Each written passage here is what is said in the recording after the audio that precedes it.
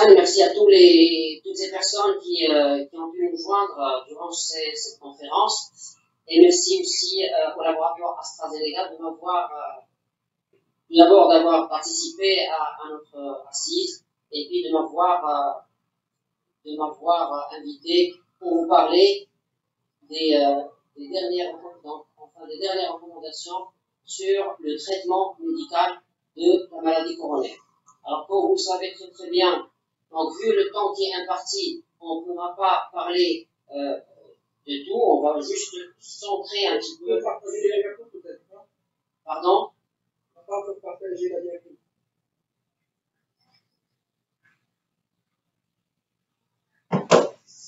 Voilà. C'est bon pour l'instant? Très bien. Merci beaucoup. Bien, on va parler essentiellement du traitement médical de la maladie coronaire. J'imagine que c'est un traitement c'est une question qui est un petit peu vaste, mais on va essayer de la simplifier. Ce sont des choses que vous connaissez certainement, mais on va essayer de rafraîchir un petit peu les mémoires, surtout en cette période de confinement. Alors, la maladie coronaire, elle peut se présenter sous plusieurs formes. Le syndrome coronaire chronique, les syndromes coronaires aigus, la dysfonction ventriculaire gauche, l'insuffisance cardiaque.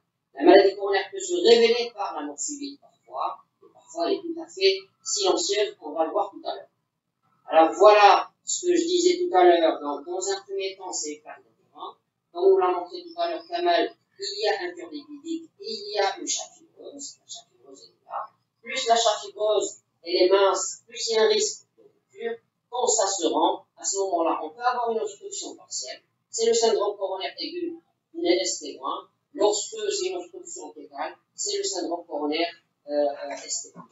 À ce stade de la maladie, le patient peut être soit complètement asymptomatique, soit il peut faire de l'angor stable. Le syndrome coronaire chronique peut être tout simplement de l'angor ou de la dyspnée.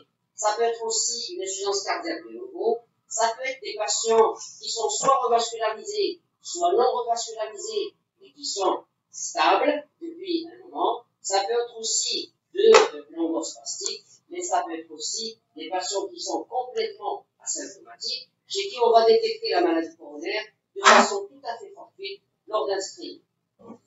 Le syndrome coronaire aigu peut être ST- ou ST+, et le traitement, notre question d'aujourd'hui, c'est, il va se baser essentiellement sur le traitement de l'événement d'abord, ça va se baser sur le traitement médical, la thrombolyse, parfois lorsqu'il s'agit d'un ST+, l'angioplastie, la chirurgie.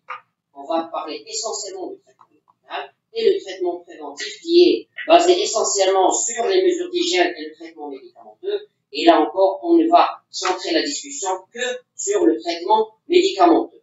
L'évolution de la maladie coronaire, elle dépend énormément du niveau de risque. Elle dépend du fait est-ce que le patient suit correctement ses mesures d'hygiène ou pas. Est-ce qu'il suit correctement son traitement. Et quatrième élément dont dépend l'évolution de ces patients-là, c'est essentiellement l'efficacité de la revascularisation de ces patients-là. Ça, c'est un patient qui a tous les critères positifs, c'est-à-dire qui suit bien son traitement, son régime, etc. Il n'aura aucun événement. Celui-là, c'est à l'extrême, l'autre extrême. Il ne suit pas son régime, son traitement, il n'est pas bien revascularisé et il est à haut risque cardiovasculaire. Il aura beaucoup d'épisodes de syndrome coronaire aigu, bien sûr, qui peuvent bien sûr aboutir au décès. Commençons par le syndrome coronaire aigu. Le but du traitement ici, c'est de soulager le symptôme quand il y a des symptômes, bien sûr, parce qu'on a vu tout à l'heure qu'il y a des syndromes coronaires chroniques sans angor.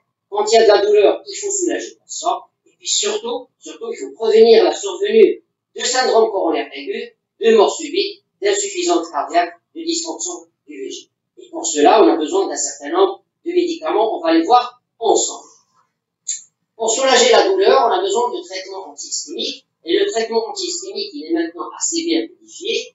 Quand en première ligne, on va proposer les bêta-bloquants inhibiteurs classiques, peut-être lorsque la fréquence cardiaque est basse, on va donner juste les inhibiteurs classiques. Lorsque il y a une baisse de la pression artérielle, on va donner les bêta-bloquants, mais à petite dose, et on va peut-être éviter les inhibiteurs classiques.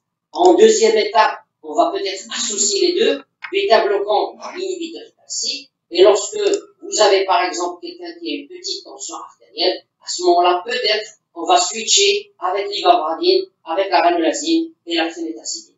Troisième étape, à ce moment-là, on va donner les deux, les tableaux inhibiteurs classiques, on va rajouter un autre médicament. Et la quatrième étape, on peut parfois même rajouter, donner 3-4 médicaments antihistaminiques pour éviter la douleur. Le traitement anti-agrégant plaquettaire, qui est un traitement préventif, alors il y a deux étapes, juste pour que vous puissiez suivre un petit peu. Alors il y a la période pré-PCR, pré-angioplastie, et à ce moment-là, on va donner l'aspirine, dès qu'on a de l'angor typique, des efforts positifs, un test systémique est positif, avant l'angiographie, avant l'angioplastie, c'est aspirine, 75-100 mg, clopidogrel, il n'a aucune indication en association avec l'aspirine, sauf chez le patient qui a très haut risque cardiovasculaire, mais qui a un risque hémorragique qui est faible. Excusez-moi. Alors, quand est-ce qu'on donne la clopidogrel tout seul? Lorsque l'aspirine est mal tolérée. Le prasugrel et le ticagrelol n'ont aucune indication en pré-angioplastie dans la maladie coronaire stable. En post-angioplastie maintenant, quelqu'un qui faisait de l'angor stable, qu'on a angioplasté, à ce moment-là, c'est une bi-anti-agrégation plaquettaire pendant 12 mois, c'est l'étude-là.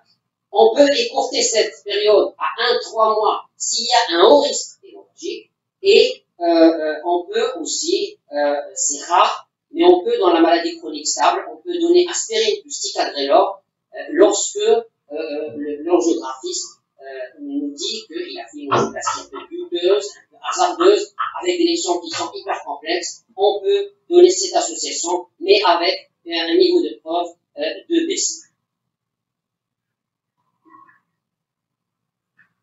Alors, qu'en est-il des anticoagulants dans le syndrome coronaire chronique? Il n'y a aucune indication lorsque le rythme est sinusal. Il y a une étude, c'est l'étude COMPASS, que mon ami Ahmed connaît très très bien, et qui a comparé le rivaroxaban à petite dose associé à l'aspirine versus aspirine seule, ou bien le rivaroxaban seul, et qui a montré un bénéfice en termes de réduction d'événements ischémiques, mais il y a un risque hémorragique qui est un peu plus important avec le rivaroxaban. Je pense qu'il faut retenir que lorsque le rythme est sinusal, on nous dit les anticoagulants. Lorsqu'il y a une EFA, il y a une efficacité meilleure des anticoagulants, ça a été démontré, que l'aspirine, ou bien le clopidogrel, ou bien l'association. En post-angioplastie, alors que le patient il a une EFA pour une raison ou une autre, il y a donc bien sûr l'indication de la trithérapie, on va y revenir tout à l'heure. Quand on donne la trithérapie, on préférera les NOAC beaucoup plus que les antivitamines K. Alors, un patient qui avait un syndrome coronaire chronique et qui était sous traitement, bien entendu, et qu'on prévoit pour opérer pour un pontage coronaire, bien sûr, ce sont des choses que vous connaissez très bien.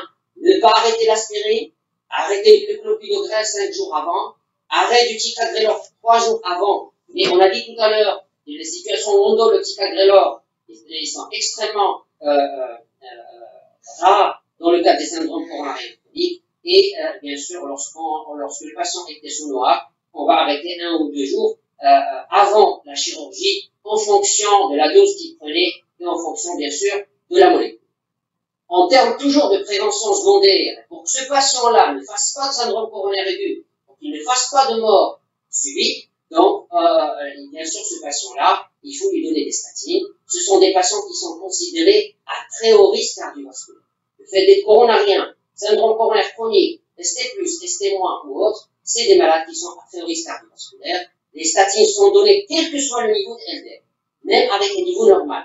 Le but, c'est d'arriver à un LDL inférieur à 0,55 et il faut toujours essayer d'utiliser les statines à action puissante, telles que la torvastatine ou bien la rosuvastatine. Et si l'objectif n'est pas atteint, on va rajouter de l'ézetimibe. Et si l'objectif n'est pas atteint, on va rajouter des anti-PCSK. Ils ont montré un effet sur la réduction d'événements ischémiques, mais pas d'effet clair sur la mortalité. Les bloqueurs du système rénine-angiotensin, essentiellement les CEC, ça a été démontré avec l'étude Europa, c'était des patients qui étaient coronariens stable, qui a été traité par les autres médicaments, à qui on a rajouté le perindopril, et ça a montré qu'il y a un bénéfice à traiter ces patients, même stables, sous IEC ou long cours, bien sûr, en faisant attention à la tension artérielle. Si les IEC ne sont pas bien tolérés, ça sera les ARA2, et encore plus, si le patient a une dysfonction VG, s'il a une fraction d'éjection en moins de 40%, et s'il est à haut risque, on utilisera les inhibiteurs de l'enzyme de conversion.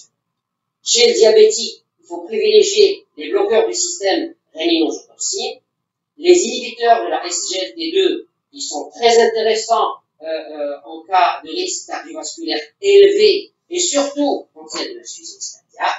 Les agonistes des récepteurs GLP1 sont très intéressants quand il y a un risque élevé, et bien sûr, chez le patient diabétique, il faut toujours faire très attention, beaucoup plus aux hypoglycémies, aux hyperglycémies, parce qu'il y a un risque d'arrêt.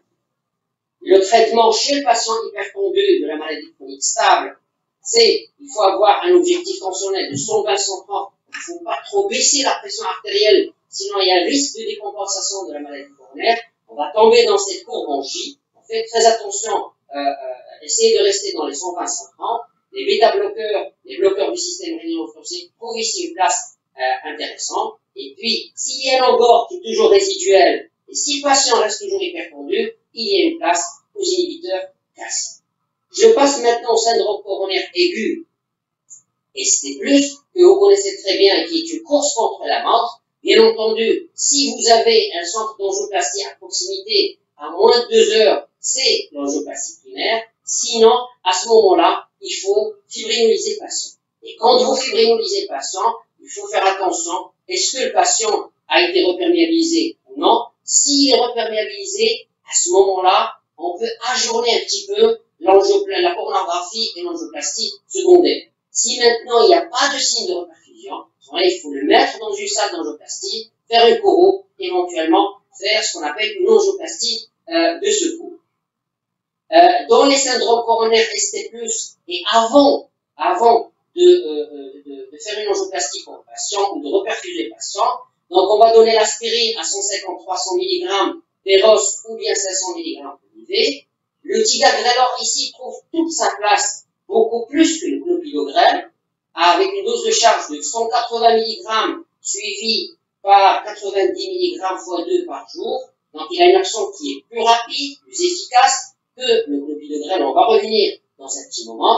Le plasogrel, on l'a pas au Maroc. Et puis si, regardez la recommandation, ils disent, si on n'a pas ces deux molécules, le ticagrelor et le prasugrel dans le syndrome ST+, il faut donner à ce moment-là le clopidogrel 600 mg, suivi de 150 mg pendant une semaine, puis 75 mg par la suite.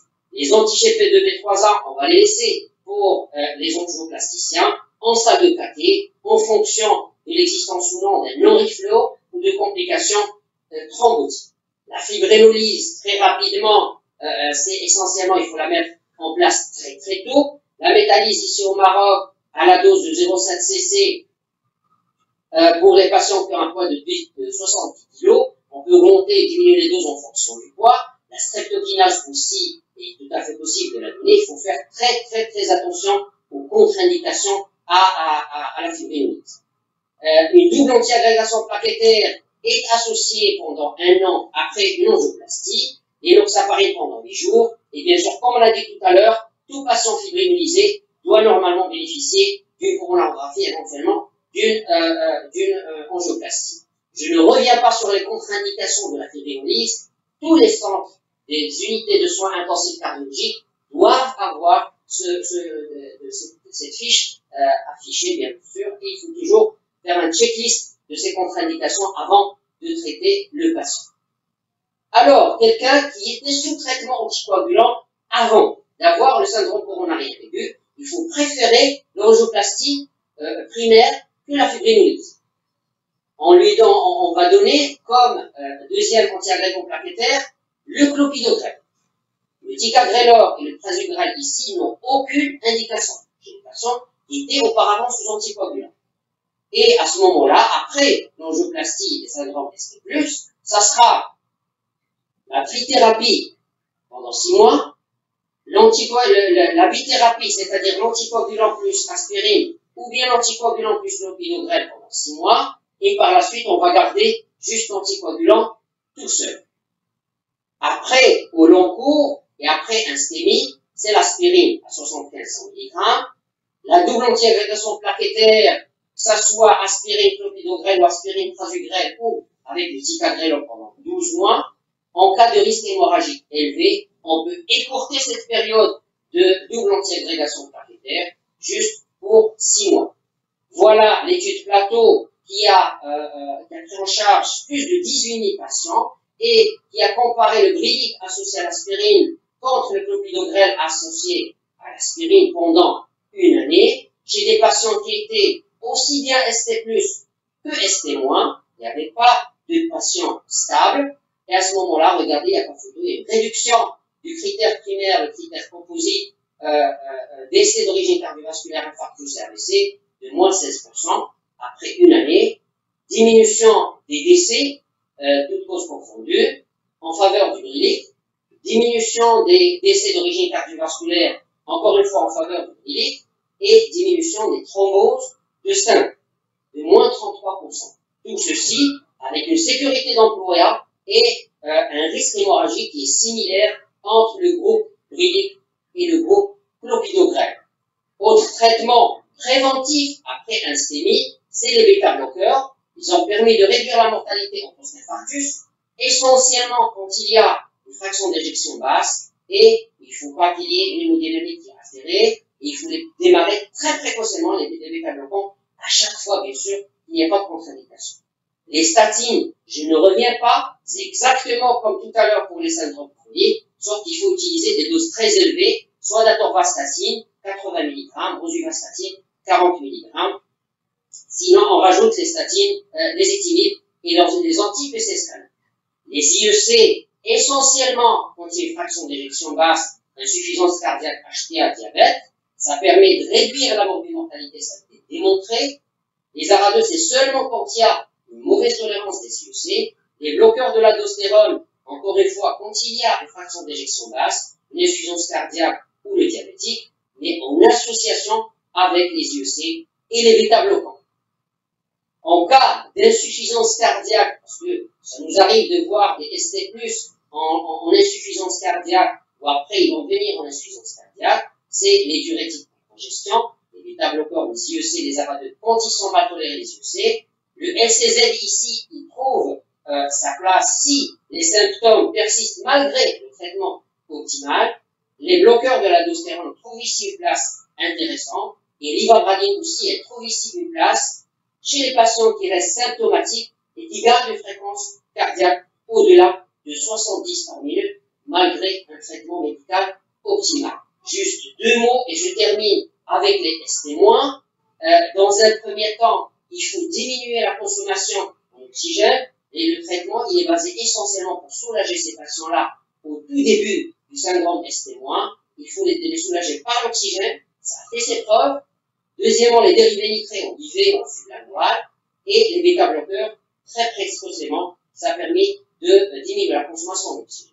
Après, pour ces ST-, donc on va donner la même chose que le ST+, l'aspirine, une dose de charge, puis 75 mg. Le ticagrelor, ici encore une fois, il trouve sa place, 180 mg suivi de 90 fois 2. Le clopidogrel, si ces deux-là n'existent pas, donc le clopidogrel, bien sûr, on va l'associer avec l'aspirine. Pendant 12 mois, on peut écourter lorsque le risque hémorragique est extrêmement élevé. Toujours la même chose pour le ST+, les anti-GP2B3A, ça sera utilisé en cas pour les lésions qui sont hyper complexes. Dernière diapositive, c'est les patients qui ont un ST- et à qui on est obligé de donner un anticoagulant, c'est en fonction de leur niveau de risque hémorragique. Très important. Alors, si le risque hémorragique est faible, comme ici, alors à ce moment-là, ça sera une triple thérapie avec de préférence les NOAC que les ABK pendant 6 mois, puis une bithérapie NOAC aspirine ou NOAC clopidogrel pendant 6 mois, ça fait 12 mois, et puis par la suite, on va garder que le NOAC.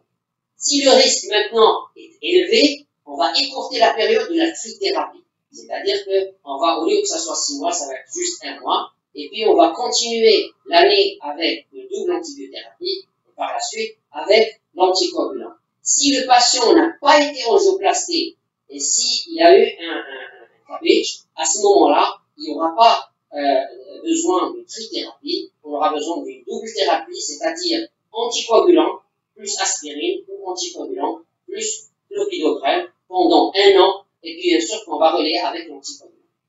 Voilà, en termes de tout ça, je voudrais vous dire, vous rappeler que les objectifs du traitement de la maladie coronaire, c'est d'abord de soulager les patients, parce que le plus souvent ils sont souffrants, de repénaliser l'artère et, bien entendu, d'éviter que ces patients-là refassent ou fassent des syndromes coronaires, qu'ils fassent de l'insuffisance cardiaque, ou qu'ils fassent de l'accident vasculaire cérébral, ou qu'ils fassent tout simplement de la mort subite.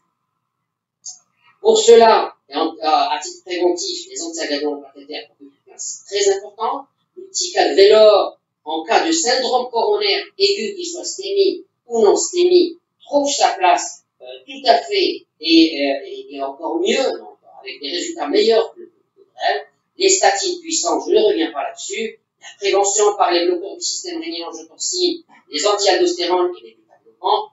Et en cas d'anticoagulation, donc à ce moment-là, c'est essentiellement en cas de KEFA, de maladie thromboembolique ou de porteur de prothèse valvulaire. Le schéma, donc, comme je vous ai dit tout à l'heure, c'est triple thérapie, puis bithérapie, puis monothérapie, enfin, et je vous remercie pour votre attention.